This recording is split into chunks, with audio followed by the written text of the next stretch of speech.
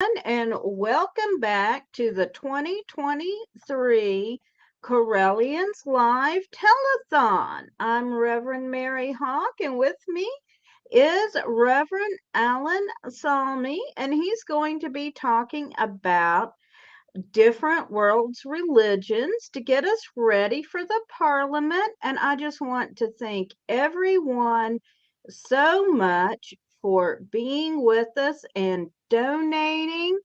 We are currently up to $620. Our goal for the weekend is 10,000. I am going to be posting the links in the chat.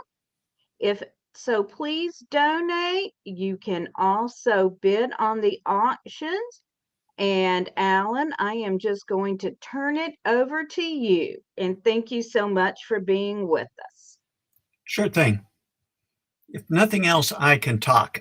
And I'm going to be here for the next couple of hours chatting with people about the Parliament and about world religions. Now, it's been said that pagans do not have a holy book. We have libraries. And I certainly fit into that line. One of the things that got me into this path, just to introduce myself a little bit, was actually my brother. He told me that since I was young, and at age 7, I had open heart surgery, wasn't allowed to do a lot of real heavy activities. You know, I couldn't do sports and stuff.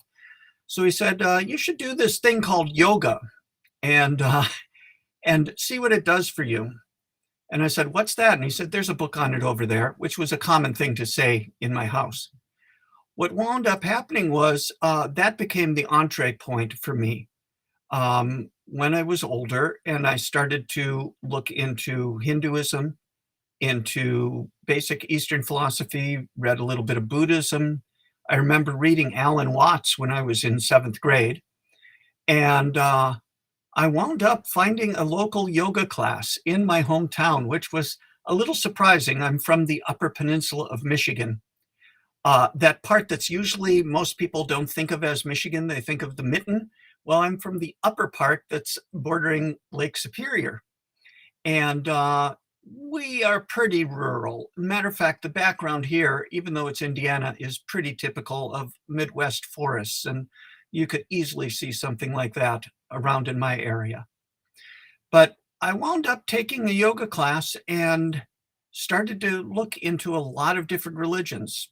Surprisingly, in my hometown, I could, of course, go to Christian meetings and things like that, but there was a neighbor who was a Baha'i, and I'll talk about that later. And there were enough places that there was a little bit of entree, and I had a local university, at that time it was just a college, that had a fairly good section of books on world religion. So I started off as being a seeker. And by the time I was about 16, I was actually teaching Hatha yoga classes.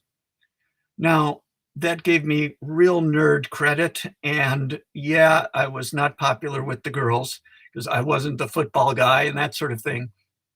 But I was on my own path. Once I got to university, I started taking courses and meeting people. Especially Ann Arbor, Michigan was great for it. I would go from meditation at the Kashmir Shaivite place for Swami Muktananda and go and walk over to hang out with the Quakers. And so it allowed me to do a lot of exploration. It wasn't until I read a book, which I highly recommend to every beginner, a book called Real Magic by Isaac Bonowitz, that I said, hey, these people who are doing magic and stuff, this makes certain kinds of sense. And so I started to plunge into that direction. And once I got out of university with a master's degree in social work, I wound up coming to Chicago and met my first teacher, a woman by the name of Krista Hayden Landon, whom some of you in Minnesota may actually know. She was very active in, as they call it, Piganistan up there. And she gave me a very valuable introductory class. And then I worked with my other teacher in Chicago Well, I was initiated back in 1985. So my lineage, for those people who think about lineage, is it's both to the Golden Dawn tradition, and also I have lineage to Gardnerian tradition. And we wound up combining sort of the left brain Hermeticism and Kabbalistic thinking with the right brain Wicca ecstatic religion. And our system had 4 different levels, which we used from the 4 elements. That was called the Pagan Way tradition, and there are still a few people that are out there still practicing that tradition in one way or another. But along the way, I always continued my fascination for various religions. And so what I wanted to do is talk about who could get along with Wiccans, who obviously wouldn't, but maybe you could make some bridges there, and maybe even talk about a few religions that you don't know anything about, and kind of give you some background. Part of this is because at the Parliament of Religions in 1993, when I went to what was the second parliament, couldn't go to the first one, it was 1893. Although, interestingly enough, there are some rumors, we haven't been able to substantiate it with research. There may have actually been Correllians at the 1893 Parliament. I remember talking with Lord Ed about it, and there were Correllians in Indiana, and they may have managed to make it up to Chicago for it. So, in any case, back in 1993, there were obviously a few folks from different religions. And the neat thing about that parliament is that they were at first wondering, where are they going to get a hold of all these different faiths? You know, where could they look? Well, what they found was within a few miles of Chicago, being the incredible metropolitan place that it was, they found all of the different faiths, just about everything. Now, there were some even very obscure ones that they were able to make connections with. And basically, I was in hog heaven being at the Parliament in 93. We had representation from Wicca. There was actually a Wiccan ritual in one of the major parks in Chicago. And we had to get special permission. There was some political stuff around that. You could talk to people about the battle for that. But we had a lot of press for that. We also had certain churches leave because we were there. But for the most part, we got along with everybody. And it was the very beginning of us being recognized by the international community as being a legitimate faith group. We still had a lot to do in order to make things a little bit more clear about what our beliefs were and everything. But what wound up happening was it started a pattern. And Sir Ed Hubbard was very involved with that first parliament. And that was one of the entree points for Correllians to be involved with the parliament. And Correllians have been going ever since. I haven't made it to one yet, and I'm hoping to make it to Chicago this time, depending on, well, mostly finances and a few other things. Transportation's a little challenging up here. I am 6 hours from Chicago, in spite of being in Michigan. To get to Chicago, I have to go all the way through Wisconsin and cut across the state. So there aren't a lot of easy routes there. But in any case, aside from all of that, my object here is to give you a broad idea of some of the different faiths that will be showing up, maybe some of the ones you haven't heard of, or maybe a little bit of an analysis that you may not know about certain other faiths and what some of the background is. One of the things that I wanted to mention is we could sort of take the faiths that are going to be there and look at them from a geographic viewpoint. And that's one way of seeing what's up. One of the other ways of looking is, do they have a sacred book, or are they based more on tradition? Are they based on tradition and a sacred book?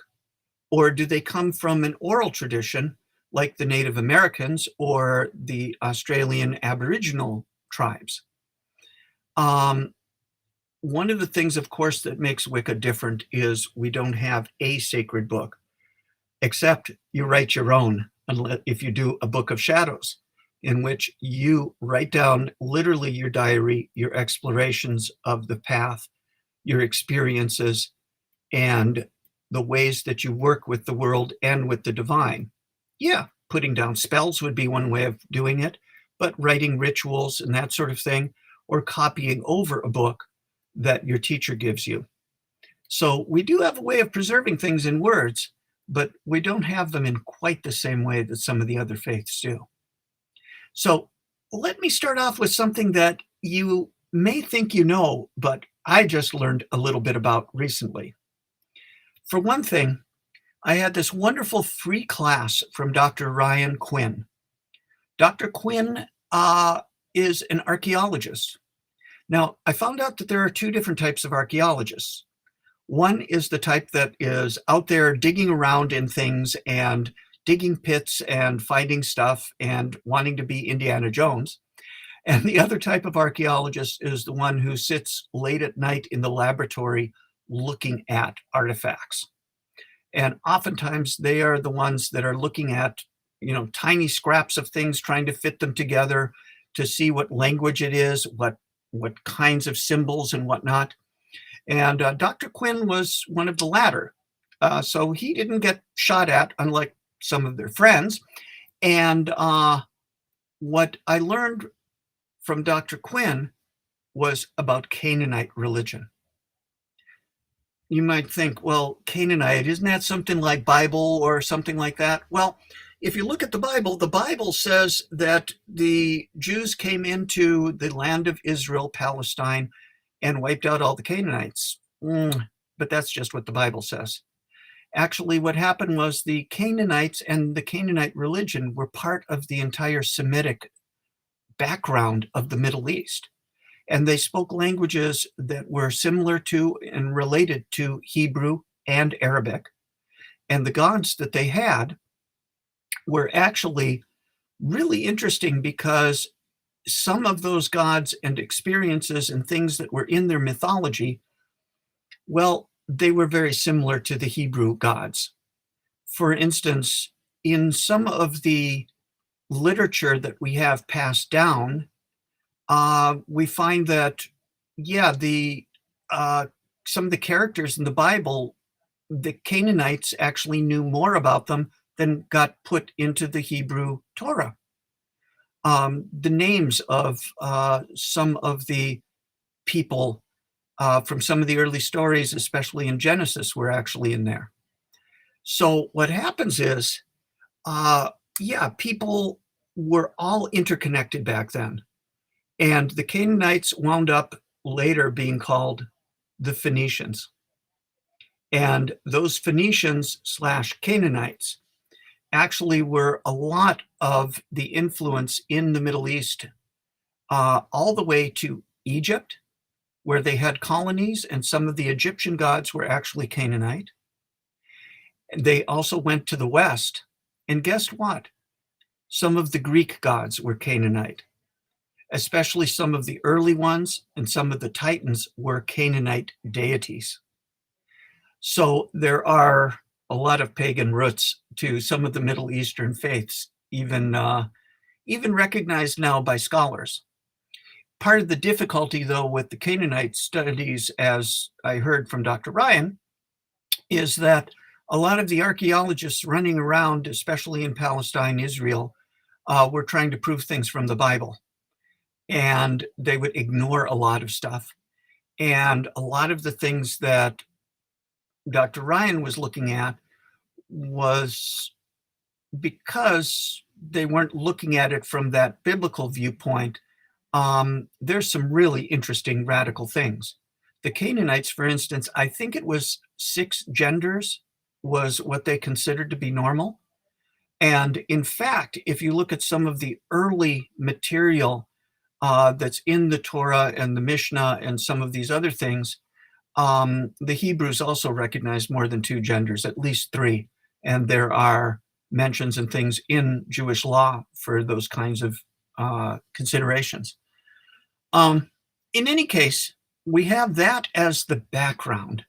And so we have a lot of different gods that people have heard of or thought were around, but that whole stream continued on, and different groups went in different directions depending on who they worked with and which deities they worked with. For instance, it's pretty obvious that the female deities were pushed out by the later rabbinical Judaism. But interestingly enough, I just ran across a book. There was a woman who was a marvelous teacher. I met her at the Starwood Festival, named Elishiva, and she just put out a book on Hebrew lot magic. You've heard of people saying, well, that was just his lot in life, or, that was, they cast lots for this or that. Well, basically, it was a sortilege method of divination that the Hebrews used. And this brand new book that is out will teach you the 22 letters of the Hebrew alphabet and how to use them for divination. And that particular group is from the Haaretz, the people of the earth, who follow the Hebrew traditions, but they do not do rabbinic Judaism, and thus they look at the Elohim, the forces, the deities that the ancient Hebrews, before they became Jews, worshipped. So interestingly enough, that could be one point that you could talk to your local rabbi if you ever chat with them. They may or may not know about some of this, depending on which rabbinical school they went to or how well studied they are. But it's something certainly to consider. The other thing is, if you're looking at Judaism, the thing to keep in mind is the strong tribal sense. This is a tribe that made good. And there is a real sense of unity amongst all of the Jewish people, one way or another. Not all of them follow all of the laws. There are different interpretations of the laws. But interestingly enough, there can be a wide variety of belief in Judaism. It's even possible to be a believer in reincarnation in certain branches of Judaism. Others will say, no, what's important is to follow the law and to do these practices. And it's the practices and the traditions that build us together as a particular tribe and as a people. In that sense, interestingly enough, I think that there is a parallel with the neo-pagans. You'll know that if you've been around the craft and hanging out at pagan events, there are plenty of different divisions to our own faiths. Wicca is one tradition. It certainly is marked into a lot of different traditions and lineages that vary. But one of the things that seems to unite all of the neo-pagans is we have similar practices. And that idea of having similar practices for people is one of the things that we could talk about when we're talking with Jewish folks and with people at the parliament, and discuss some of the ancient history, some of the things, some of the roots, and some of the traditions that things have come from. Think about it. The Jewish diaspora, fancy word for a scattering of people, came after Rome took over the area. But even before that, there were Jews that wandered all around the world. Matter of fact, there are tombstones in China with Hebrew writing on them. And millions of Chinese legally are probably Jews if they could only trace their lineage from the mother through the mother and the mother. And they would find themselves that they are actually Jewish. So the Jewish people have scattered all over the world. And what unites them are these traditions that For instance, Passover, and the idea that history is alive and history is an example to us of what we can learn from. In the same way, we can look at history that's happened within Wicca too. Well, some people say it's only about 50 years old. Well, that's a great deal of controversy, and I'm not going to really touch on this here. But some people consider Wicca to be something amongst the new religions. Others talk about it being a revival and having inspiration from a long time ago. The interesting thing about the Correllian tradition is that it's a combination of both Native American, because it was a family tradition, as well as the Native American family finding out that there was this tradition called spiritualism in America, especially in the late 1800s, and they decided that they would become a spiritualist church. In the same way, then, they also discovered that, oh, our native beliefs later on are adaptable and perfectly fine with Wicca. So the Correllians have been very adaptable over the years, and they have always kept in mind their ancestors and their lineage and the people that they came from, exactly the same as many of the Hebrew Jewish traditions. So that's one thing that can be emphasized when talking with them. Yeah, they have the idea that you have to believe in one God, okay? But keep in mind, as Lord Don had explained to me once, he was showing me a giant crystal with many facets. And he said to me, that's one of our most sacred symbols. Well, why is that? Because the crystal is one thing, but it has many facets. And so there's the idea that you could even make a connection to believers in Judaism about the oneness of things, but having many different aspects. And indeed, if you study Jewish Kabbalah, you will find that there is an idea that God sent down a lot of different emanations, different aspects of the divine in the process of creation. And if you look at the Jewish Kabbalistic diagram, the tree of life, it's called the Os Chaim in Hebrew, it shows different aspects of things, and you can easily map not only the tarot cards, but a lot of the deities onto it. And in fact, many neo-pagans will say that, yes, they're sort of polytheistic and sort of not, because they see the divine as being several different aspects. Hard to say. Your experience may vary and your conclusions may vary. But that, again, is one of the points that we can chat with people who are monotheistic believers. Now, let me take a quick look at the time. Okay, so let's see now about some other things. Oh, yeah. I'm not used to this format yet, so I still have to read little notes and whatnot. Folks, there are, depending on how you're accessing us, there are places where you can ask questions in the chat. So please put some questions there, and we'll see about some of the possibilities of getting you some answers. Okay. So what happened historically then in the rest of the Middle East? Well, a lot of time passed.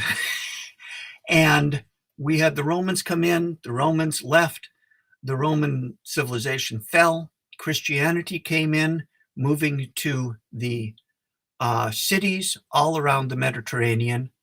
Christianity was combined early on with a lot of Greek thought by St. Paul. And in fact, that's where some of the traditions that really kind of reflect some of our pagan ideas showed up in Christianity. And Christianity then tried to do various things to spread itself because of its doctrine. Now, oh, interesting question. Um, and this would go with some of the other things. Somebody's asking that they don't have a tub to do a ritual bath, but could they do a ritual bath in a shower? Interesting point, because ritual bathing is, of course, essential for Judaism. There were various things that you had to do in order to cleanse yourself. Okay. Now, the basic process of cleansing and the whole thing in Judaism became baptism in Christianity. And interestingly enough, there was an entire tradition that then came out of Christianity and Judaism called Mandeanism, which traces itself to St. John the Baptist. And the Mandeans were in the Middle East and they were in Iraq. And they had to be near running water, near a stream. And the Mandeans, because of the collapse of the Iraqi regime, which actually, oddly enough, kept them relatively safe, they fled to Australia, to Europe, and all over the place. But they were considered to be people of the book. And so to some more liberal Muslims, they were accepted and as, sort of cousins, just like Christianity or Judaism was. In the matter of ritual bathing, which is a little bit of a off line here, but you could basically, depending on how you want to do it, in paganism and in Wicca, there aren't any totally prescribed dogmatic kinds of things for your cleansing. I have used a shower. It certainly works. You could actually do some things where you sprinkle some herbs onto yourself in the shower. Of course, using a bathtub, yeah, it's traditional. You put some herbs, you put some oils in it, and all the rest. But if you want to do the shower or just use the place for showering and put some water into a bowl, bless it, and pour it over your head, why not? Okay. It's the attitude, it's the idea of cleansing, and it's a way of changing your state for something that's coming up in your ritual life. So hopefully that answers your question. There's no dogma as for doing that. And using a shower or a bowl of water that you pour over yourself or sprinkle yourself with, certainly adequate. So let me see now. Now, aside from all of that, what happened when time went along? What wound up was the tribes in Arabia were still worshiping a number of different gods. At one point, I saw something that they had 365 gods. Interesting, because there was probably a god for each day. It was the Prophet Muhammad who put things together and had a download from the universe, from an angel, and started Islam. Islam had definite pagan roots, but because of the situation, because of the violence in the Middle East at that time, the thing is, you have to be able to, he had to be able to put together a community and to have it survive. And that's why in the Quran, you see a lot of things in there about survival of the group, about who's in, who's not, and the need for having protective war, jihad, in order to hold things together. But you have to also remember that at one point, Islam was considered to be a reform for a lot of the attitudes that were in the East. One of the things that happened was women's status was basically chattel. It was you owned your woman. And Islam and the Prophet Muhammad was a very early effort to reform the position of women. You may not think of that with some of the news reports and the Taliban and this kind of thing, but there were definite changes in the law, and women were given a lot of independence in certain ways. Yes, it was still circumscribed. They still had a lot of their customs and all the rest. But one of the interesting things that you could do is talk with any Muslim about what Muhammad did in his reformations of women's status. And they will be happy to explain what was going on before, what was going on during and after. and how women's status had changed. So it's something that you can consider and talk about with a Muslim. Yeah, they are very hardcore monotheists. There is no God but Allah. But interestingly enough, find out what their conception of Allah is. I've talked to a Muslim who said, well, I think of Allah as maybe being the force behind the universe, and maybe the Chinese might call it the Tao, the way. And in some senses, Allah was not as much of a personal God, but more of an abstraction of a force. All of this varies, of course. And it can all be something that you can chat with a Muslim about, and what the different types of conceptions there are and how they vary in the different traditions in Islam. So one of the things I want to mention then is, what kind of Muslims are you going to see at the convention, at the parliament? Well, you have to realize that soon after Muhammad died, they had to figure out who's going to be running the show here. And what wound up happening was there was a big fight, naturally, succession.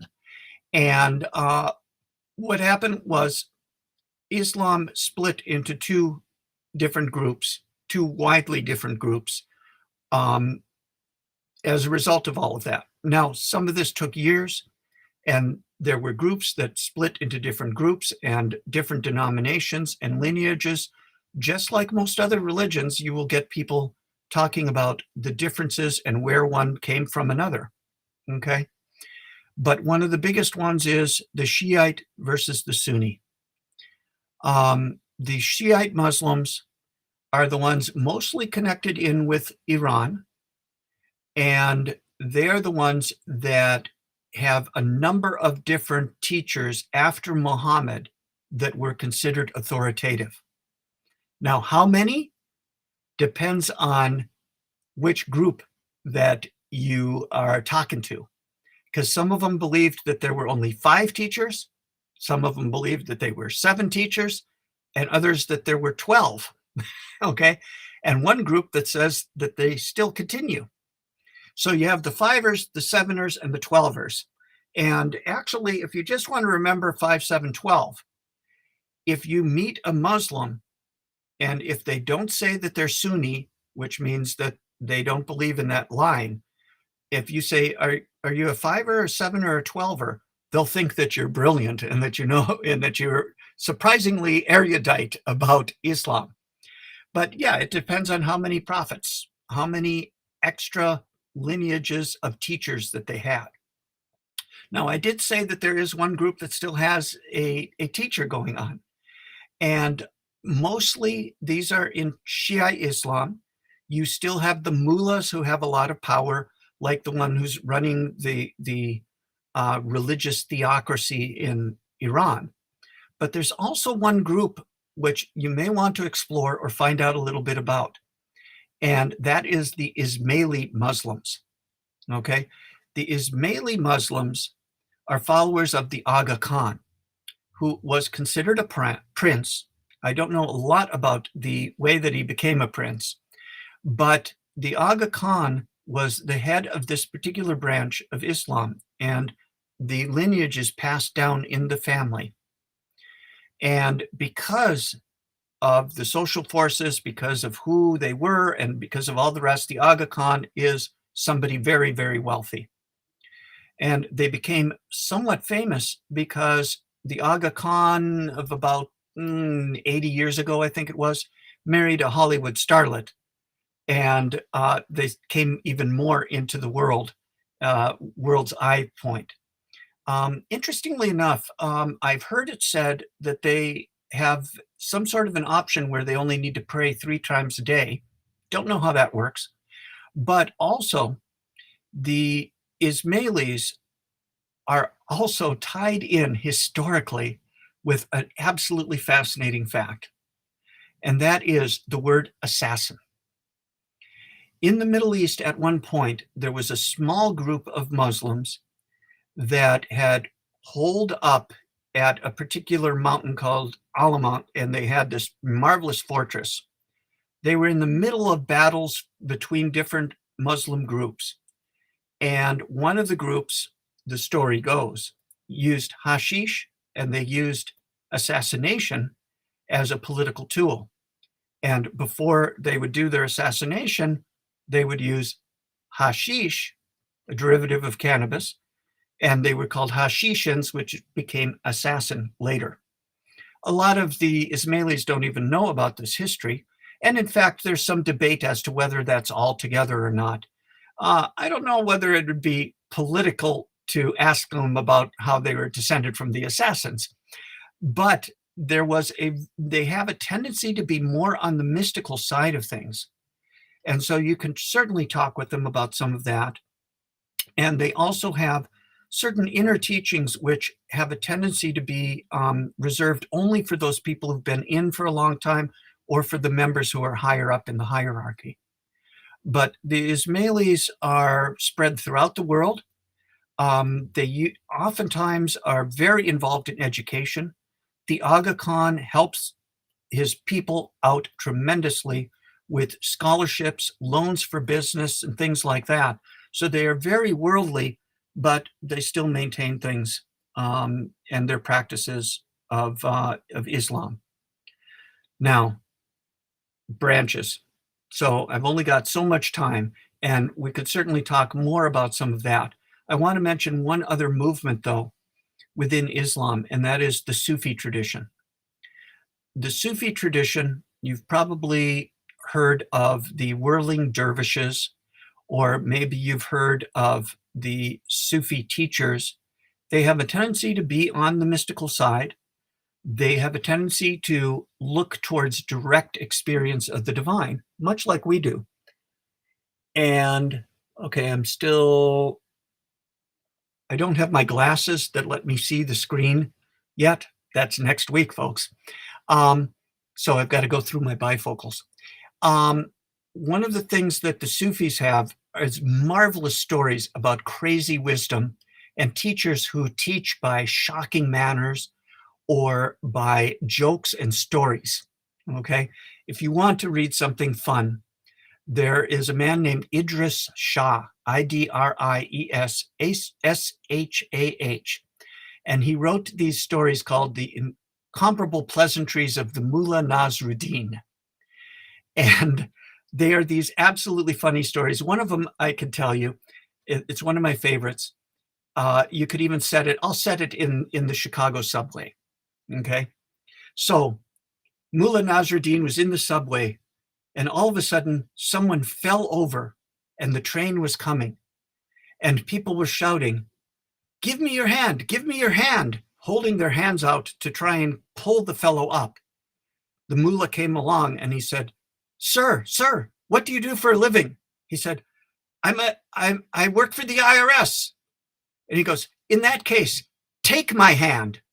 And he reaches up, grabs it, and pulls the man up to safety and looks around at all of the people who were dumbfounded and said, "Never ask a tax man to give you anything." Anyway, these stories are all throughout the Middle East, and they're told in the evenings and all the rest, and they are Sufi teaching tales. Also, you may have heard of Rumi, R-U-M-I, marvelous poetry, beautiful stuff. Some things are out there that are attributed to him, but they aren't. But what winds up happening is Rumi was one of the founders of a lineage of Sufi mystics. So if you run into folks at the parliament who are into this mystical stuff called Sufism, you can have some great conversations with them or ask them about the funny stories about Mullah Nasruddin.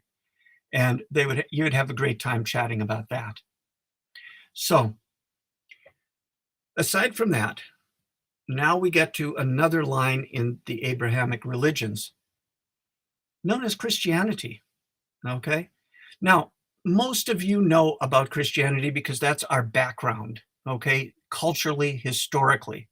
I have run across a few pagans who are second generation who really don't know squat about Christianity. And that can actually be a little strange, but a little refreshing at the same time. One of the things that you will hear people saying is that Christianity has pagan roots. And indeed, what happened was, as it spread across the Mediterranean and throughout the world, there were a lot of things that the church did to incorporate things in. This is being, oh, that's what's happening. Hang on just one moment. I've got a sunbeam coming in that I wasn't expecting from the setting sun.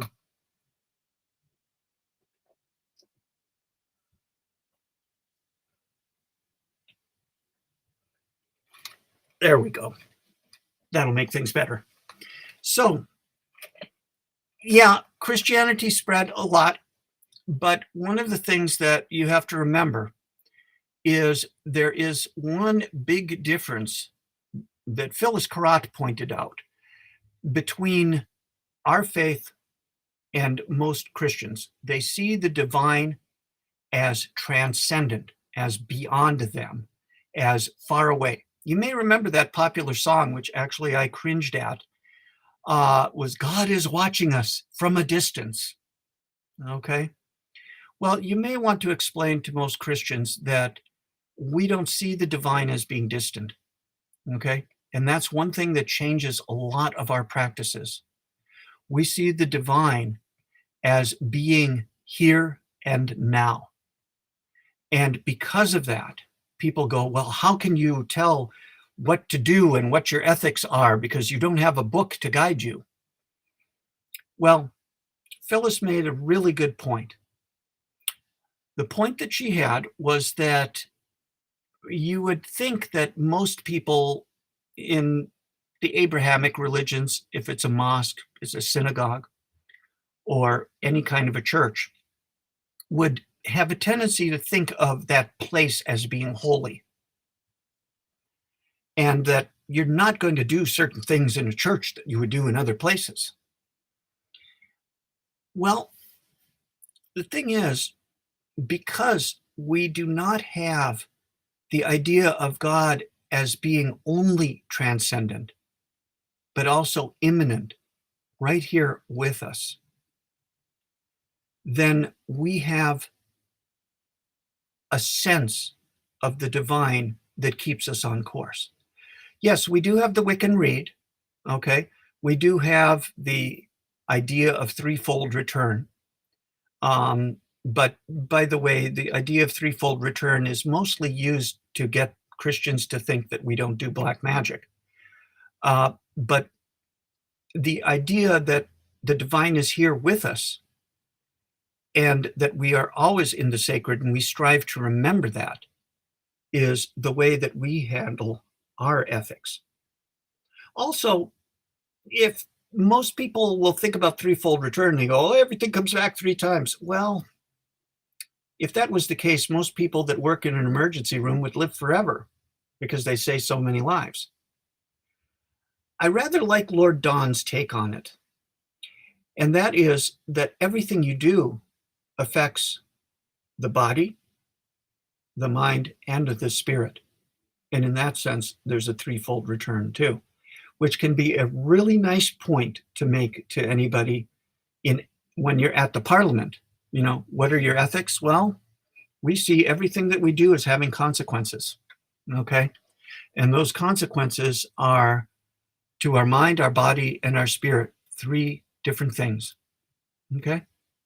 Something to think about and a way to make a bridge to people and to explain things to them, okay?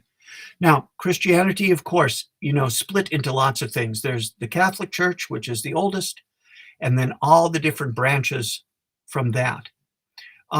There were branches actually before Luther.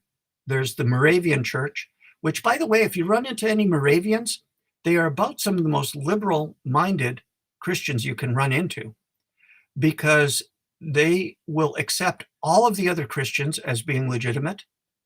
They split away before Martin Luther, and a lot of their emphasis is on good works. But they are a small church, worth looking at. And if you get somebody who says, well, I believe in Jesus and I'm still looking for a church, send them to the Moravians. They're pretty reasonable, okay?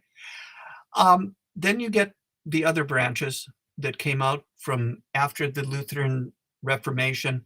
I won't go into that a lot, but you get a lot of things, everything from Baptists, which we will find at the convention, to Episcopalians, who have the same patterns as Catholicism, but they broke away due to politics in England. And some of the Episcopalians, also known as Anglicans in England, can oftentimes be fairly liberal. Remember, I said that when I was in seventh grade, I was reading Alan Watts, who was the person who introduced Buddhism and Hinduism to America in the 60s. I also wrote some books on LSD and whatnot. He was actually an Episcopalian priest for a period of time. So there's some interesting kinds of things there. And when I taught a beginning paganism course, I actually had an Episcopalian priest. They call their women priests, who is also a Jungian analyst. So the Episcopalians are pretty cool. You could probably get along with them if you're a pagan.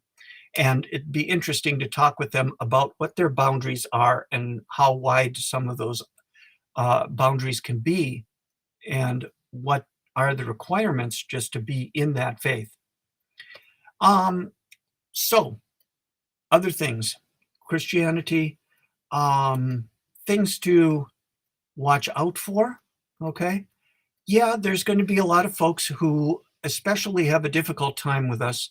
The Orthodox Catholics, the ones that broke away from Rome and have the Russian Orthodox and the Greek Orthodox and all of that, especially with the Greek Orthodox, their history was very intertwined, and they knew about paganism because that was what they came out of and were converting people from. And that's, I think, part of the reason why they left the first parliament. But Orthodoxy also has some interesting points to it, because they have separated from Catholicism, and in some senses, they give you some wide variety of belief, because they say certain things are mysteries. And if those things are mysteries, you have the ability to believe whatever you want to believe. Interesting point.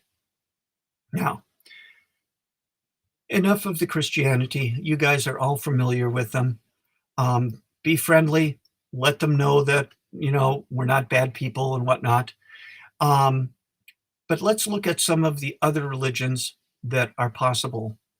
One thing that is Christianity light that we definitely get along with, and a lot of you pagans know about them already, are the Unitarian Universalists. There were two different churches. The Unitarians were the ones that believed in only one God and didn't believe in the Trinity. And the Universalists were the ones that said, yeah, we believe in God, but we believe in helping people more. And we believe that God is too moral to give people an eternal punishment, especially since we are mortal beings. And they are the ones that believe in a universal salvation for everyone. And what happened was the Unitarians and the Universalists basically joined together in 1962. And if you go and look at their website, you will see that they have their points of belief, and none of them are especially dogmatic. And one of them, if you're a pagan, you're going to love: respect for the interdependent web of all being and all life, something like that. That's why there is a covenant of Unitarian Universalist pagans. And the UUs are so broad that, yeah, some churches are still focused on Christian Unitarian concept of God, but a lot of these churches are very involved in good works for society, in political work, as much as they can get away with it, humanitarian work.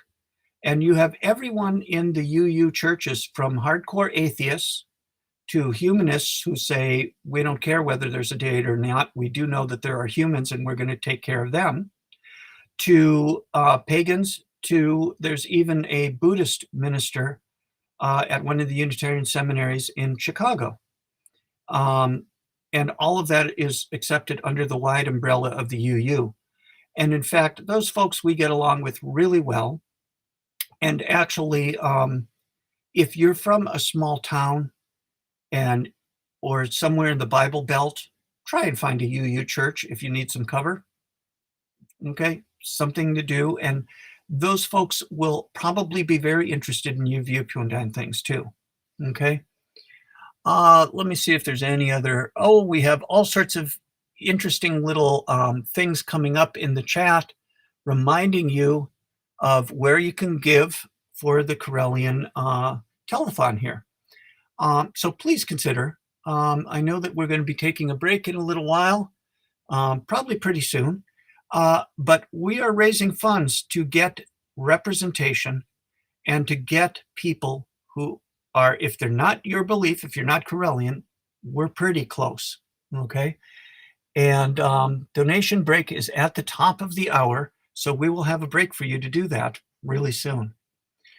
Now, what else can I say? Let's take a look at another hotbed of civilization and where those people came from. India. India has an ancient civilization. By the way, if you hear something about the West having the oldest university was, like Oxford or something like that, folks, there was a Buddhist university in India. I think it was about 300 BC, something like that. It was called Nalanda University, and they are restarting it. They're getting donations to start that university. They had something like 10,000 students at that university at one point. People from all over Asia came there. So the civilization and what was going on in India was very, very rich. Most people think of Hinduism as the native religion, but Hinduism is an extremely wide umbrella. There are, in fact, lineages in Hinduism that are completely atheist. There also is a wide division in general, although they don't argue with each other, between people who focus on Vishnu and those who worship and work with Shiva. And that is largely due to family lineages and what particular kinds of texts they work with and the particular kinds of meditation practices they have. For instance, Swami Muktananda, who was very famous in the 60s and 70s, was of the Kashmir Shaivite tradition, and that has a very complex way of looking at things with deep philosophy from Kashmir in northwest India. The Hare Krishnas are in the Vaishnavite area, and they do ecstatic work with the divine, and they see the divine as being Krishna. Now, of course, anybody in the Hindu traditions in general is going to get along with us. Whether they call themselves pagan or not is a good question. I'm not really sure whether some of them say, yes, we're pagans. Others will say, no, we're not in the usual sense. A lot of them have a knee-jerk reaction because when the missionaries were there, they were calling all of these Hindus pagans. And in fact, with the Catholics, you could donate to save a pagan baby. And they usually meant either India or Africa. So I'd be careful using that term, but we share a tremendous amount with Hinduism. For one thing, they only wrote down their scriptures after hundreds of years. So they have a very strong oral tradition. And while they have scriptures, they also have a lot of lineage of direct teaching of spiritual experience. They also have a lot of traditions that are very similar to our magical traditions, okay? And if you want to go down a huge rabbit hole, you start looking into the word Tantra. Now, a lot of people think of Tantra and they think of what has become now known as Neo-Tantra, which is using sexual ecstasy as a way of knowing the divine. And in fact, there are things that you can do to get teachings and whatnot in that tradition. But the tantric tradition actually made it all the way into Buddhism too and had a strong influence there. But a lot of these gods, goddesses of India, we do a lot of the same practices, okay? In Tantra especially, there is a way in which you take the divine into you. Just like when we are doing a ritual and the celebrants, the priest and priestess are aspecting the divine, okay? That is taking the divine in, identifying with it. That's a very important part of Hindu tantric practices and is a way of getting very, very close to the divine and being, in a sense, almost possessed. So that's one area where we have a lot together. And a lot of pagans have done yoga classes and have taken on practices. If you want to learn good meditation methods, go to a yoga class and find out some of the methods that they have there. If you want to learn breathing exercises that help to calm your spirit and your body, you can do that certainly in a yoga tradition. A lot of the times you will see Hindu priests in a variety of different ways.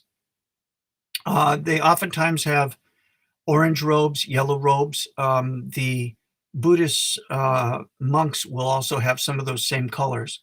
They will either be red or yellow, depending on the sect and depending on the tradition.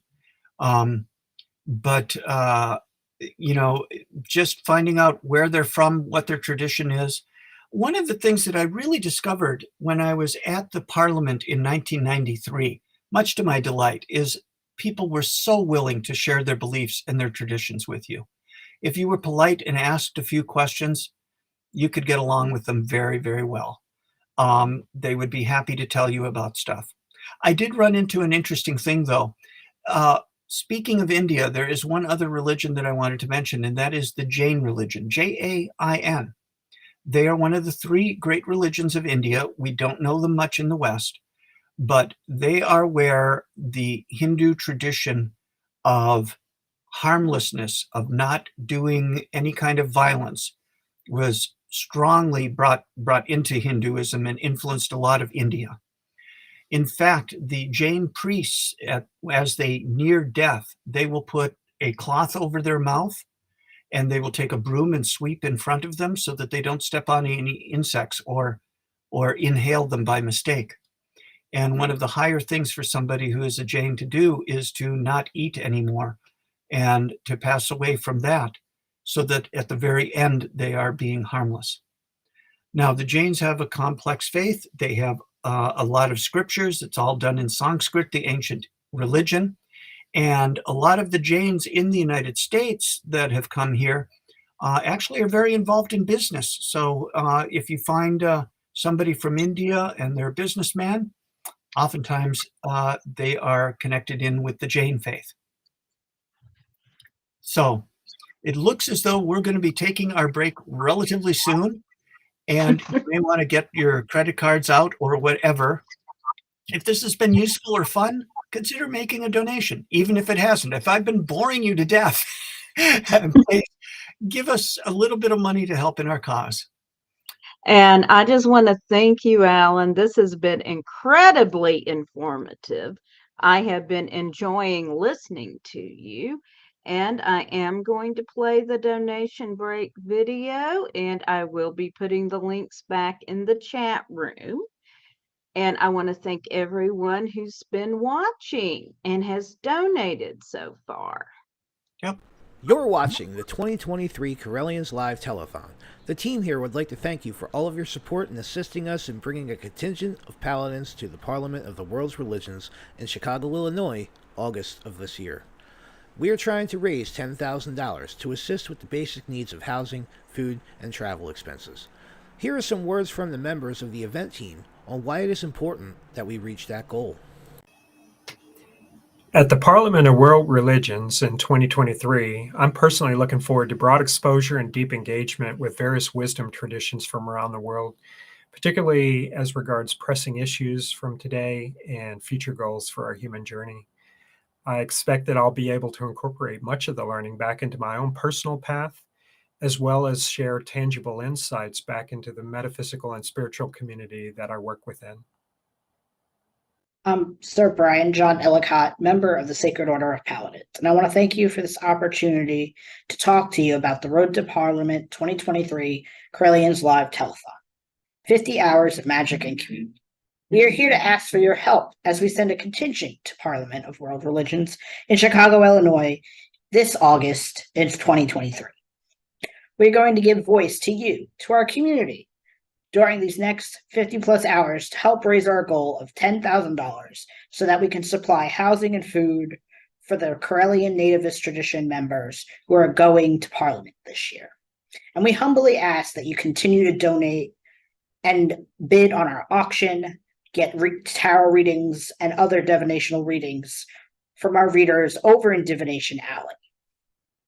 And I again want to thank you so much for this opportunity to talk to you about the Paladins and why our telethon participation, your telethon participation, is vitally important to our participation in Parliament in Chicago this August.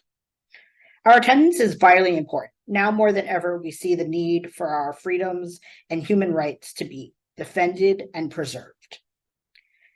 And as pagans, we deserve a seat at the table for those conversations. And the best way you can do to help us is to donate, bid on auction items, and get divination readings. I am offering readings this weekend over in Divination Alley. The link is below. Thank you so much for your time. Have a great day. Hello, I'm Right Reverend Sir Elizabeth, Program Director of the 2023 Correllians Live Telethon.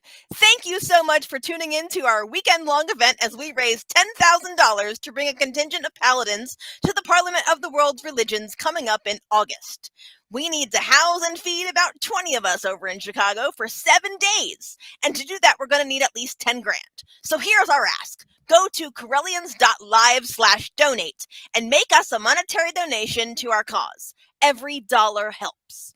We also have psychic readers and an auction you can participate in too. If you can't make a monetary donation, then do us another very big favor and share the event with your friends over social media.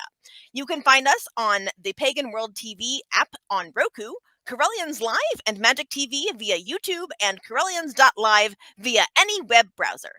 Thank you so much for your help and enjoy the show. Hi, I'm Reverend Mary Hawk, and I am a member of the Sacred Order of the Paladins. Why are we going to the 2023 Parliament of World's Religions? Because representation matters. It's important that pagans be there to show that we are a growing tradition, that we are a viable religion, and we need to take our seat among other world religions. From all of us here at the 2023 Correllians Live Telethon, we want to thank you again for your support. Please be sure to check out Divination Alley and get yourself a reading. Or check out our online auction that is overflowing with wonderful craft items, books, and services for sale. Remember, our goal is to raise $10,000, so please help us spread the word about the event, our cause, and be sure to stay tuned for more. So thank you all again, and may you all blessed be. Enjoy the telethon. And we are back. Thank you all for tuning in. Please post your comments in chat. Alan, thank you so much for joining us. And I am going to turn it back over to you. Okay, sounds good.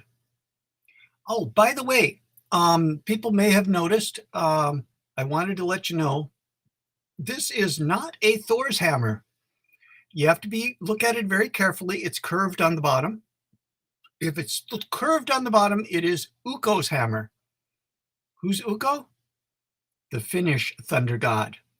So just to let you know, if you see somebody with what looks like a Thor's hammer, but it's more circular, like a semicircle on the bottom instead of straight, they might be a Finlander.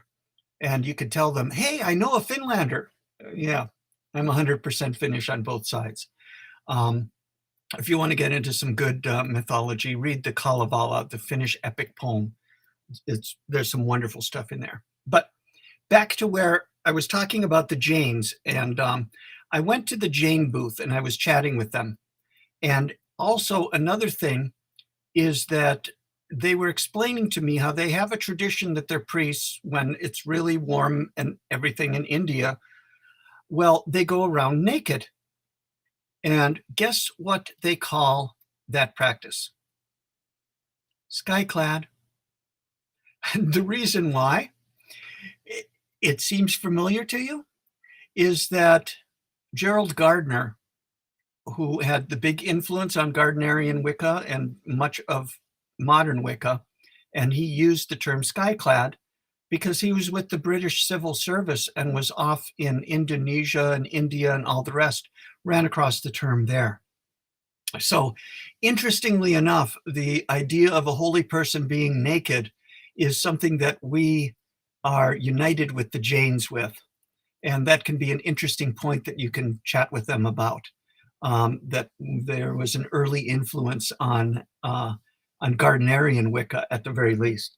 A little bit strange because given Europe's climate and England's climate, skyclad, especially in the winter, is a challenge, but that's a whole other story. In any case, now we're going to go to one of the things that I find as the most interesting and where we have a lot of correspondence that can work really well. And that is the area of Buddhism. Essentially, what happened was there was supposedly, we don't have any solid evidence, a young prince who was very dissatisfied with life went off and studied with some of the major traditional teachers. He was very good at almost starving himself to death. He was good at meditating. He was good at this and that. Finally, he said, I'm going to sit under this damn tree one way or another until I get enlightened. He wanted to get to that state that was a legend amongst all of the other local religions, the Jains and the proto-Hindus and whatnot. And boom, he got it. What it was he got is a good question. But what wound up happening was he decided that starving himself was not the way to do it. And obviously, being a rich person, and which he came from being a prince, and just luxuriating in material things wasn't it. So he talked about the middle way. And he was rejected by some of his fellow people when he decided to go and actually have a meal, and somebody gave him some broth or something to drink, and they said, what's up with him? He's going against it. Well, what wound up happening was he then started to preach his first sermon. And what he said was, look, there may be gods, and there may be all these divine characters. But what I know is that I know the way to get out of all of this and to stop suffering. And his whole method was focused in on dealing with suffering. And he said, there's 4 truths to this, okay? We know that life is suffering. More about that in a minute. We know that there's a cause to suffering. We know the way to stop suffering, okay? And that way is the Noble Eightfold Path, which he talked about. He was really good at making lists of things. Either that or his followers made lists from, his lectures. Now, I was always wondering about this, what's with this life is suffering, because I've had a pretty good time at times, okay? Of course, there were times that were challenging, as some of you may know if you've been around for a while. 2015, I almost died. I had 6 things almost kill me. I was in the hospital, in the ICU for a month. And because of my connections with so many different faiths, I had blissful, wonderful Correllian Wiccans praying for me. I had some Buddhists doing medicine Buddha chants for me. I had Gnostic Catholic priests like my friend Lon Milo Duquette doing masses for me to Archangel Raphael. I even had some voodoo people doing some stuff for me. Well, whatever it was, it got me back. But I had to think about that. And one of the things that a Lama once told me was Lama Nagpa Chogyam Rinpoche, not the one who was up in Boulder, but he's from Wales.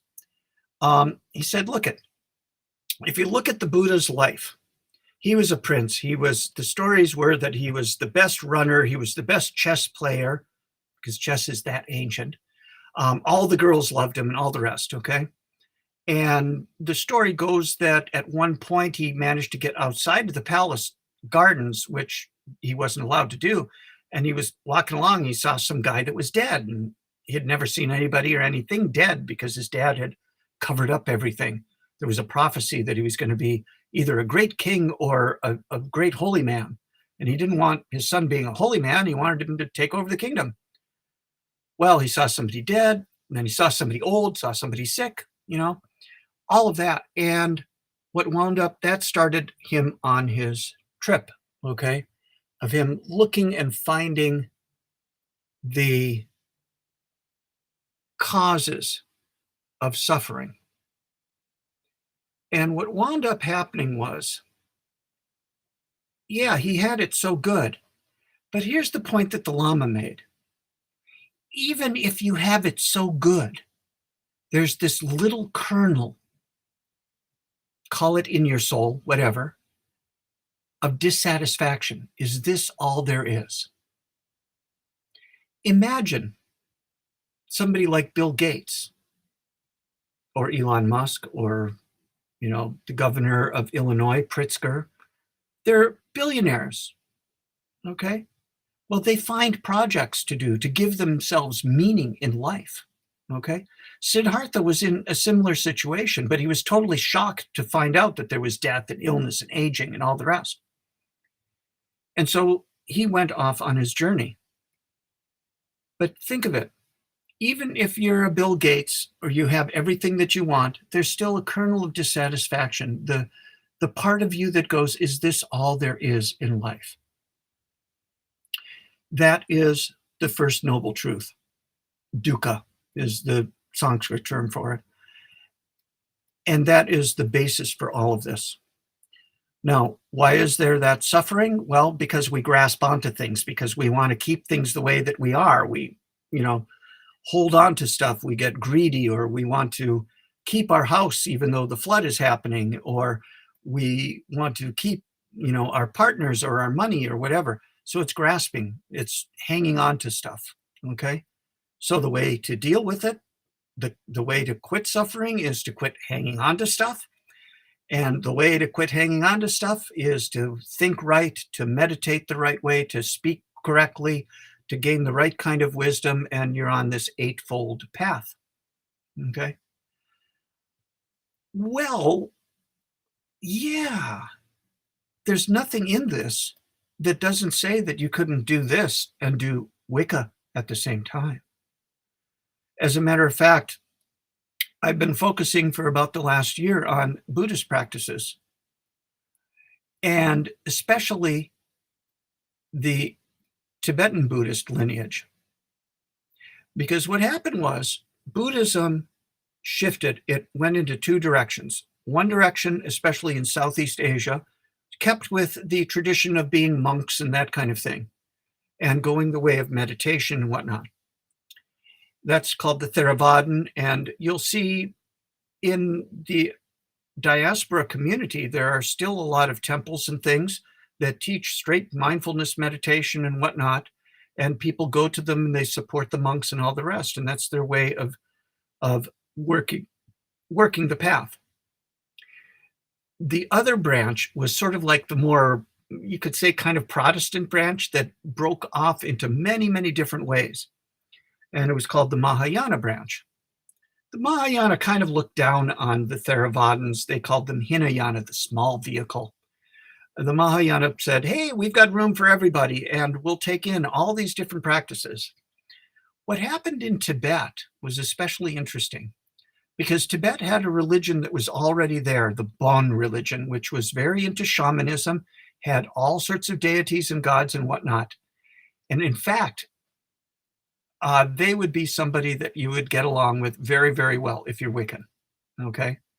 But the Bon started to then be influenced by the Buddhists coming in. And nowadays, it's kind of hard to tell one from the other. And a lot of the practices are the same. But what wound up happening with Tibetan Buddhism is it was influenced a lot by Hinduism, by the teachers that came to Tibet from India, and by Buddha Padmasambhava, known as Guru Rinpoche, the precious guru. He showed up actually in 747. And the reason why I remember it is he was said to have flown in. because he had magical and mystical powers. Legend has it that some of the people in Tibet didn't like him and stacked wood around him and were trying to set him on fire. Something that I'm sure a lot of you know about from your reading, except a large amount of water fell on him and a lake grew up all around him, putting out the fire. And people said, oh, maybe we shouldn't burn this guy. And he helped to establish Buddhism in Tibet. He converted all of the demons and the other gods and goddesses and said, hey, look, I'm not going to destroy you if you become protectors of the Dharma, of this path that the Buddha showed. And because it was also part of this tantric tradition, which said, hey, we can do a trick to take our suffering and use it as a way to enlightenment, then one of the things that happened was Tibetan Buddhism flourished in all sorts of different degrees and different lineages. It was later on that one of the things that happened was it broke into basically 4 different schools, which are still extant today. And they have different personages that run them. Most famous one is the Dalai Lama, who won the Nobel Peace Prize for his efforts to try and get Tibet to at least gain some autonomy from China when China took over in 1959. He is actually considered to be an emanation of one of the important deities in Tibet named Avalokiteshvara, or Chenrezig, who is the bodhisattva, kind of a god, not quite, of compassion. And what happens with that is that they have a fascinating tradition. Some of their holy people say, hey, I am not, and part of their whole tradition in Mahayana is, hey, I'm going to work on my enlightenment, but I'm not going to take the final step until everybody else is enlightened and until I have saved and helped everybody in the world, because that's the thing to do, to relieve suffering, to be so dedicated to kindness, to be so dedicated to compassion. I'm going to put things off until I get to the almost end, okay? And then I will go forward. And because of this, because some of the holy, usually men, were so high up, they said, okay, then I'm going to reincarnate again. And so what happened was it became a whole tradition of finding the incarnations of these previous masters. And now we have Westerners who are actually born incarnations from these various Buddhist masters. There's a woman on the East Coast who wound up doing a spiritual center, and they found out some Buddhists came and said, do you know you're teaching Buddhism? She said, no. They said, oh, come to our teacher. And they went to one of the Rinpoches, and these high-level high lamas are, well, they have psychic abilities. And they said, oh, you're so-and-so from this previous lifetime. And they stuck a crown on her head and called her a Rinpoche and said, well, we'll support you. We'll teach you the stuff that you just haven't learned in this lifetime, but it's obvious that you got the basics down and they were coming through you. So what wound up happening was that woman on the East Coast named Jetsuma wound up founding a whole tradition. In the same way, there is a Lama in Colorado named Lama Siltram Alione. I spent 2 weeks with her. She is considered a emanation of a very important holy woman named Machig Labdran. And Machig Labdran found a way of dealing with demons. And to do that, you actually give of yourself, of the impression of who you are. And you give up the attachment to yourself as a way of enlightenment. But by doing that, you can also deal with these negative forces. And the people who practice her technique actually go into places with plague and do this technique and clear out the plague, because they understand the spiritual truth of what's really going on. I'm getting some very nice points here. Thank you for all the compliments on all of this. Trying the best that I can, folks. So here's the thing. Some of the people that you will get along best with if you're Wiccan are the Tibetan Buddhists. Because one of the things that they do in order to progress themselves spiritually. Well, imagine you're a Wiccan and you wanted to get yourself prepared for a big test, okay? And you've got like some licensing test or something. What would you do? Well, you'd call in spiritual forces. How might you do that? Well, if your training is good enough, you're going to sit down and think, okay, what goddess, who could I ask for here? Well, if you're going for your degree in being a blacksmith, you would work with Hephaestus. If you were going to do something with the law, you would do Athena. So what might you do? You would sit down and bring Athena into your heart. You would imagine being Athena. You would imagine doing Athena kinds of things, like studying your law books and whatnot. You would maybe wear an owl, okay, and then go and take your test. The Tibetan Buddhists have taken this to an extremely high level. And the magic that they do is the magic of almost a kind of possession or identification with deity, so that you get enlightened by becoming that deity, by imagining them, using the power of sound, which is their mantra, the holy words connected to them, okay?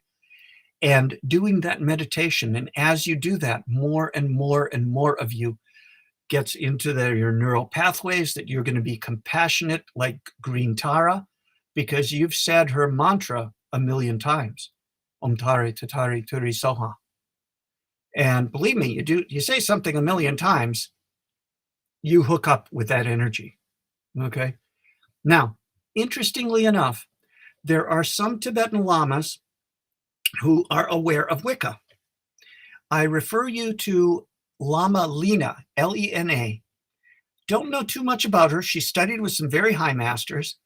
She's an older lady, wonderfully earthy. During one of her workshops, she says, well, we're going to take a break now. I got to go and pee. Just absolutely wonderful. Great at explaining things. And she will reference Wicca and a few other things. For one thing, she has something on YouTube where she says, here's how you get more prosperity into your life. Go outside of your mandala, out of your usual area. And when you see somebody driving a Rolls Royce, you think to yourself, how wonderful they have that. How wonderful. May everyone have that. May everyone be blessed with such wealth. And you see somebody with a beautiful garden or a huge house, and you go, that's wonderful. You feel compassion and you feel happiness for that person. It's called metta, okay? Which, for those of you who are into polyamory, that polyamory idea of compersion, where you feel joy in someone else's joy that you're connected to, that's a Buddhist concept, okay? So Lama Lena has some really neat stuff that she does, and she references Wicca. There's also another one. He's out in Poland, and he is actually worked with some ceremonial magicians. His regular name is John Reynolds. He does translations and all the rest, and he will do workshops over the net. And you can go to his Facebook page, Lama Vijra. Can't remember at the moment, but look up John Reynolds and you'll see. In any case, what I did with him was I worked with Standing Red Tara. Now, I can't say her name because when I got connected to her, there's a ceremony where you get connected. And that was one of the things that I took a promise. I don't say her name unless it's to someone else who has the same connection. But here's a picture of her. And guess what? She is supposedly 16 years old. She has the power of attraction. And she is shooting a bow with flowers instead of a arrowhead. And she attracts people to enlightenment. And she attracts what you need in life.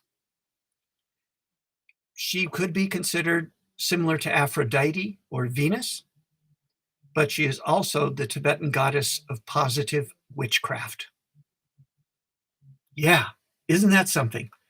It's a wonderful way to connect with them and to say, oh, Your standing red Tara, that wonderful, that power of attraction is just amazing. Tell me about her. And then maybe you'll hear the name from them if they haven't taken the same vow that I had to. But the Tibetan Buddhists look at the world as something which you can work with, because there are manifestations of reality, and the world is both real and unreal at the same time. The important thing is to find that reality, to get your mind around what really is real, and to find the basis of that, which is called Rigpa. And when you find the basis of that, there is this transcendent kind of experience of understanding. Now, the usual methods of doing this are these paths in which you work with these gods, goddesses, and do a whole bunch of mantras. There are other ones that are more rapid and kind of shortcuts. One of the groups that you may want to look into, because you can get some of these things, there is a Tibetan medicine tradition called Sowa Rigpa, Sowa Rigpa. Look that up online, because Dr. Nida, who is the Tibetan physician who teaches that, there are a bunch of workshops that you can easily take online. One of them will give you Tibetan yoga. It's about $75, I think. One of them, for a little bit more expensive, you learn this technique from this Machig Labdran, where you can work with and do things to deal with illness. And the technique itself is with a drum and a bell at the same time, and you actually sing, and you're giving parts of yourself up because you realize yourself is an illusion, and you give it up to the local demons and whatnot, and to the land spirits and whatnot. And you could actually learn that online if you want to learn some really powerful kinds of Tibetan magic. There's also an entire tradition that they do it once a year, I think. It's several days, but you do mantra healing, and you learn the particular mantras, you get initiated into them. And yeah, you may have to spend 4 days of sitting there doing them 10,000 times, or maybe you take 3 weeks. I'm not sure whether you can break it up that way, but you can actually use these in order to do healing with people and to bring things about. One of the things that is easy to do is to start looking at Medicine Buddha. Medicine Buddha decided that he would put off his final enlightenment until all forms of illness, including the illness of the mind, which keeps you from being enlightened, is taken care of. And Medicine Buddha can help you with illnesses and whatnot. I got initiated into that tradition. And there are places where you can work with Medicine Buddha, and even if you haven't been initiated, you can still imagine him in front of you and do his mantra and work with him that way. So lots of things that can be done here, especially on that Tibetan Buddhist path. And if you want to go into the tremendous sense of transcendence and what's really behind this universe, okay, you can work with ancestors. You can do rituals for your ancestors. You can do rituals to bring things about. So it's a real easy jump from Wicca to this incredibly sophisticated, wonderful Tibetan tradition of healing, both for the mind, the body, and the spirit. So there's all of that. Now, I wanted to also mention, what are we doing for time? Oh, we still have a good portion of time. I am also looking for questions here. And somebody is saying, you also captured my own personal path of integrating the Bhagavad Gita and Buddhist facets into my path, as well as Stoicism and Romanticism alongside Wiccan threats. You know, I want to say something about that. One of the interesting things that happened when Alexander the Great, who is a student of Aristotle, by the way, when he went out east and was conquering, he conquered all the way into India. And one of the great Greek philosophers went with him. And it was said that he hung out with all of those people. And apparently some of the ones that he hung out with were Buddhists, because that was after the Buddha had done his stuff. And he came back and he founded a school of Greek thought called Pyrrhonism. And Pyrrhonism was known as extreme skepticism, because in Buddhism, you go, well, wait a minute, is this true? Is this true? Is this true? So that you're trying to get to the real truth of things. And that thread made it into Greek thought. And I think it may have even made some of it into Stoicism, and certainly where some of this also moved and made it into just the West in general. As a matter of fact, I got an interesting story for you.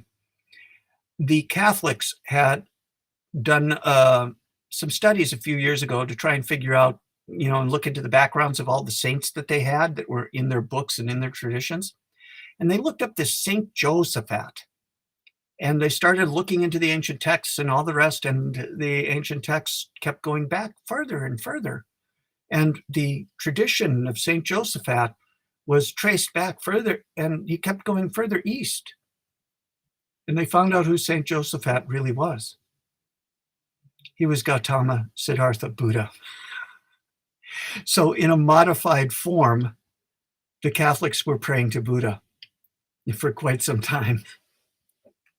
Anyway, there's a marvelous book called The Shape of Ancient Thought, which goes into the Greek connection with India and all the rest. There was actually a Greek colony in India. And early Indian astrology, if it was in a primitive form, which I suspected it was influenced by Greek astrology because of the Greek colony and all the rest that was out there. We don't know how much went the other way, but the Greeks had picked up things, of course, from Babylonians and all the rest and whatnot. So there was a lot of interconnection at that point. So thank you for that comment. You got me to remember some of this and some of those wonderful things that we can put together and make bridges to other traditions too. Okay. Now, let me mention a few other things about some other Buddhist paths and then some of my other favorite religions. A lot of people have heard things about Zen Buddhism. Zen is part of that Mahayana big vehicle. And by legend, it was said that one person got it when someone asked the Buddha a question and the Buddha simply held up a flower. And that person, I forget the name, was enlightened right at that moment. And the Buddha bowed to him, showing, hey, I know you got it, didn't you? And that lineage continued, and it became Chan Buddhism in China, and eventually got to Japan and became Zen. So there are Zen masters actually who represent traditions from Japan. There are Zen masters in Korea. There are Zen masters from China. And there's a very famous Zen master from Vietnam named Thich Nhat Hanh, who just died a few years ago. Very, very holy man, very well respected. His writings are very worth reading, whatever faith you are, because of his insight and his wisdom. Zen sees it as a way of preparing your mind. And there are two different main branches of Zen. There's the Soto Zen people who just basically sit there and meditate. If you want to read a real interesting book, there is a Western punk rock bass player who wrote a book, and he's written a couple of others, but his first one is real easy. It's Sit Down and Shut Up, which I thought was just the perfect thing for a punk rock Zen master to write, because eventually he went up and he did well enough that they said, okay, you're now initiated as a Soto Zen priest and you've got it. Okay. So look for his book, Sit Down and Shut Up. It's really rather fun to read. And it tells how a guy who's into monster movies and Japanese, especially Japanese monster movies and Godzilla, how he wound up becoming a Zen priest. It's just absolutely wonderful. The other tradition of Zen, which is a little bit more sexy and gets more in the press or some of the writings, and Alan Watts was into it, you ask people a question and they keep thinking about the question. And basically you put a log jam into your thinking system and you go beyond thought to that moment of enlightenment. And then once you get it, you do more meditation to maintain it and stabilize it and everything. So there's a lot to be said there. But there are wonderful stories of people being enlightened, and one guy who had his thumb cut off, but the master knew that that was what was necessary at that point to bring about enlightenment. And so, boom, it happened. Because these enlightened masters know what's going to be exactly the skillful means, the very thing that's going to change the person's mind.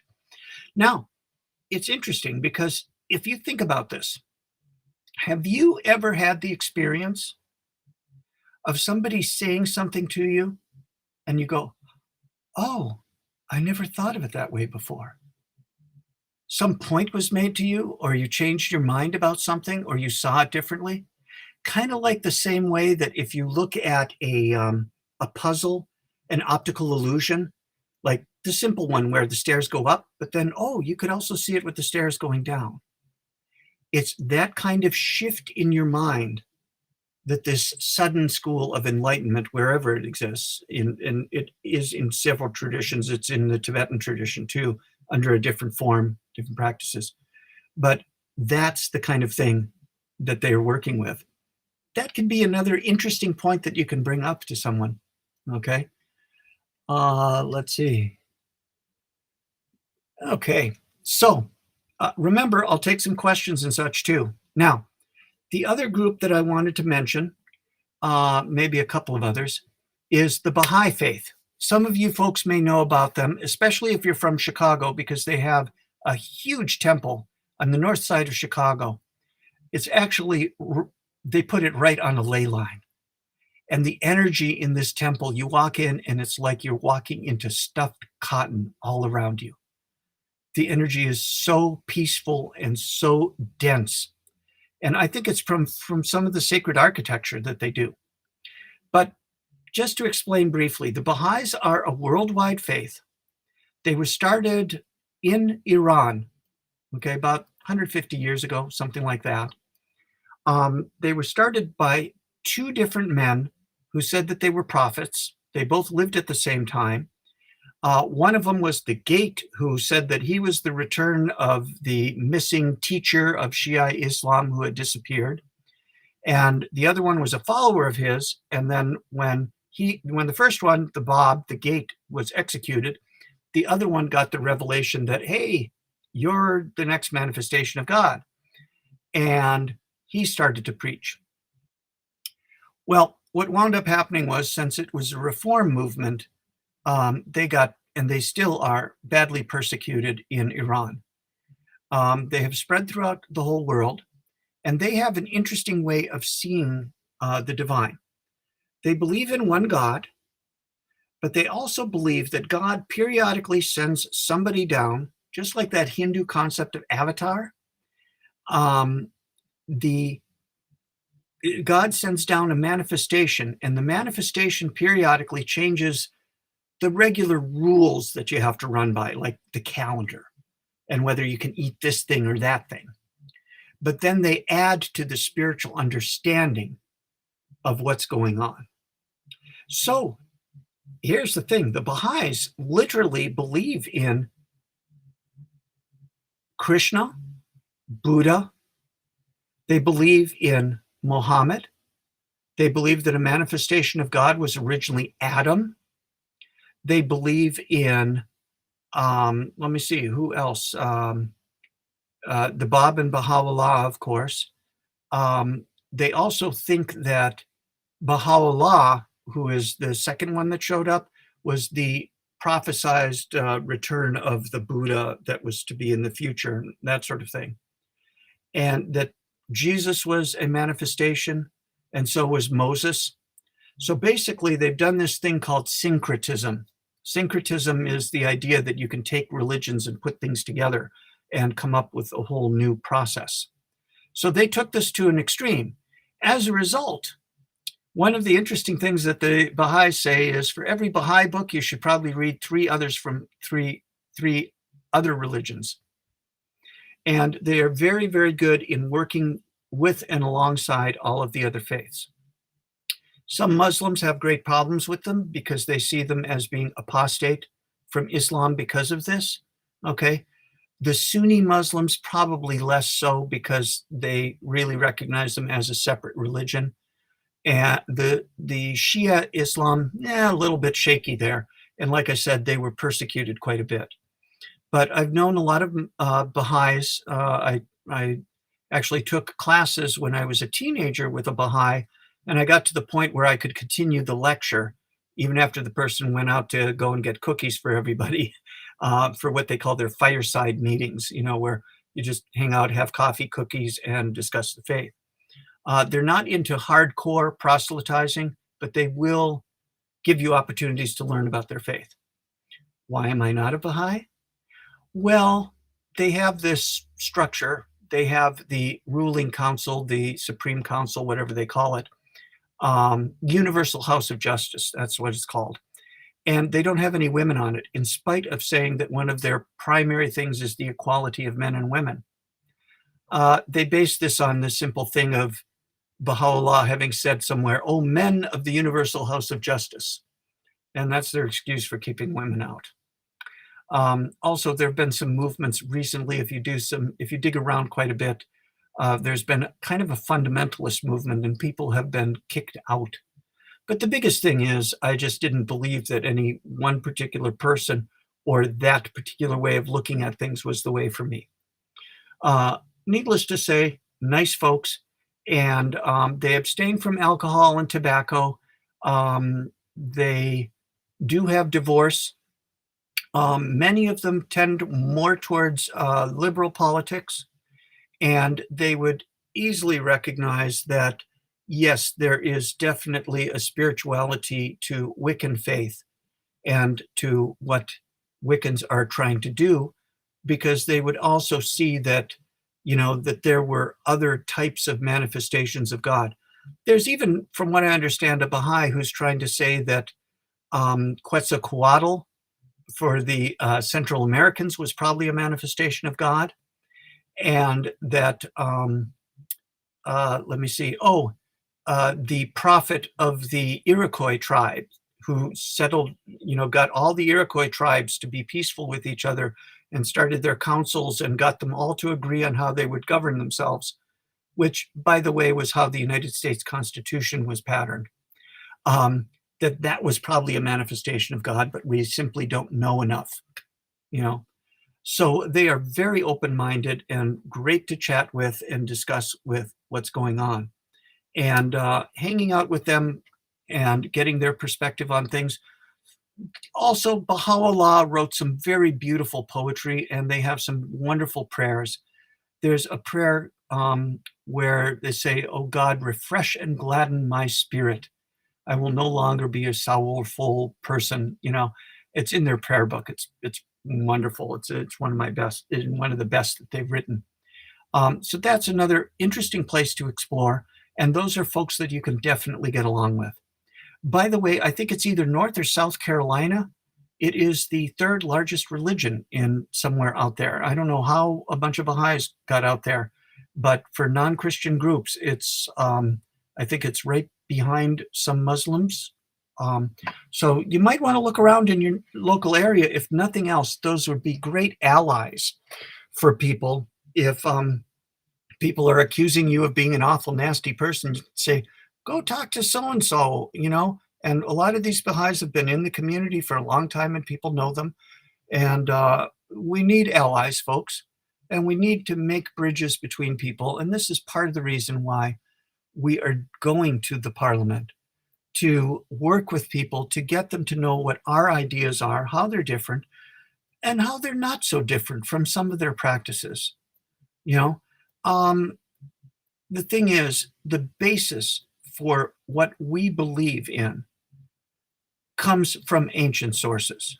We're either inspired that way, our ancestors give us inspiration for some of these practices and some of these beliefs, or like some of our Norse brethren, they are looking into what's left of their writings and finding out what's important there.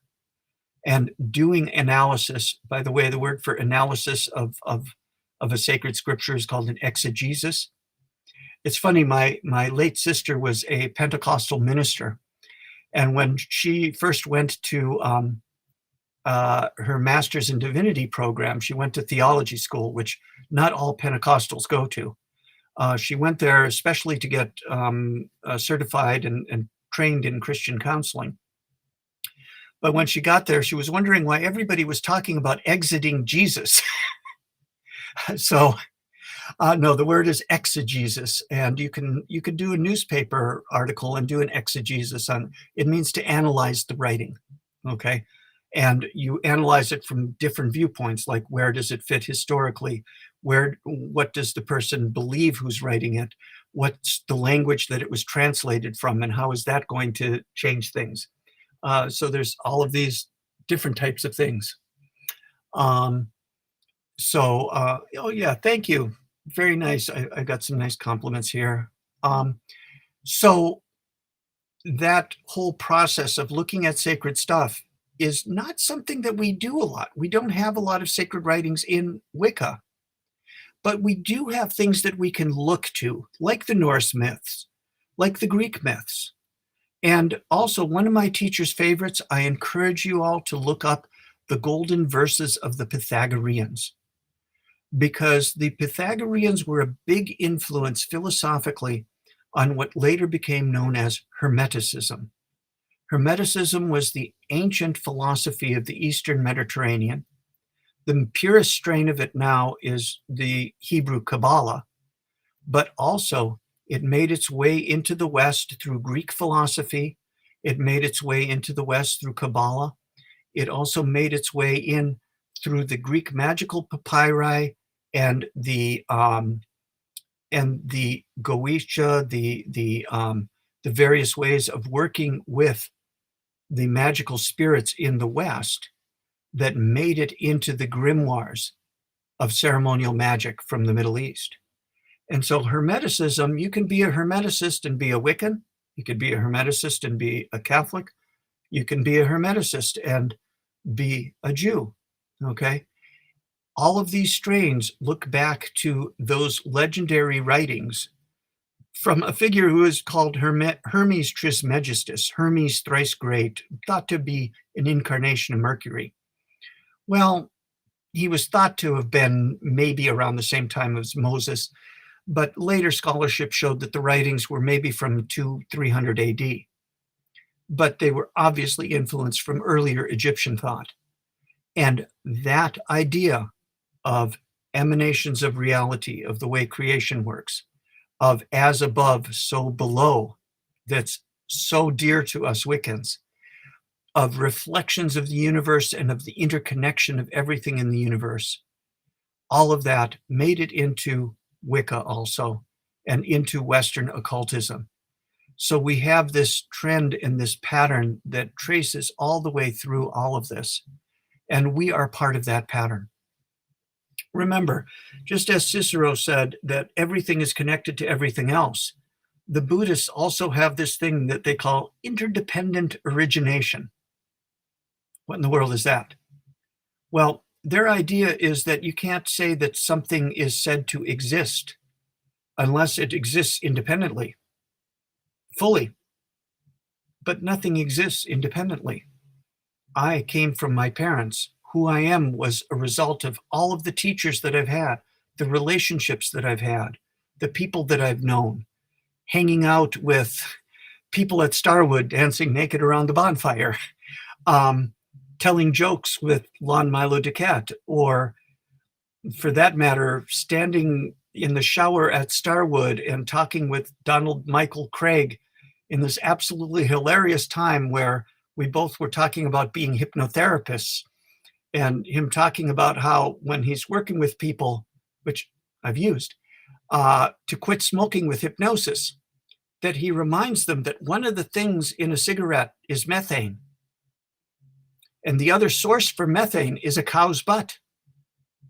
And if you smoke a cigarette, remember, that's just like, and the rest is obvious, but we are all made up of those marvelous times with people, of part of our communities, of the teachers that we've had, both in Wicca and in life otherwise, of the people who teach us by their bad example sometimes, or by the mistakes that our teachers have made, which is a good source of wisdom, because they'll tell you the mistakes that they've made and listen to them, okay? By learning from our own mistakes, but learning from our relatives, our parents, and all the rest. So we have this interdependent origination. We are connected in.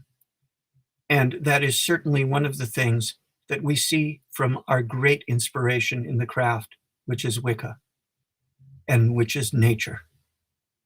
And looking at, look, we have a forest behind us. What can we learn from that forest that I have as that little imaginary background for me? We have things growing. We can learn from that.